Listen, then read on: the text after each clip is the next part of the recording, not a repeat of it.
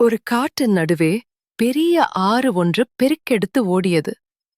அதன் மறுபுறம் செழிப்பான காடு இருந்ததால் அங்கு செல்ல குரங்கிற்கு ஆசை வந்தது. ஆனால் ஆற்றைக் கடக்க பயம்.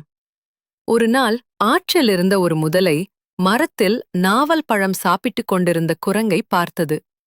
குரங்கும் அன்புடன் சில நாவல் பழங்களை முதலையின் வாயில் போட்டது. அந்த சுவையில் மயங்கிய முதலை, இந்த குரங்கின் ஈரல் மிகவும் ருசியாக இருக்கும் என்று வஞ்சமாக நினைத்து நட்பாக நடித்து, என் முதுகில் ஏறி அக்கரைக்குப் போ என்று அழைத்தது. நம்பிய குரங்கு முதலையின் முதுகில் ஏறியது.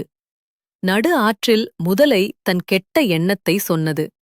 அப்போது குரங்கு பதட்டமின்றி, என் ஈரலை மரத்தில் வைத்துவிட்டு வந்தேன், திரும்ப அழைத்துச் செல் என்று புத்திசாலித்தனமாக சொன்னது. நம்பிய முதலை திரும்பியது. மரத்தில் ஏறிய குரங்கு தப்பியது. பாடம்: யாரையும் உடனே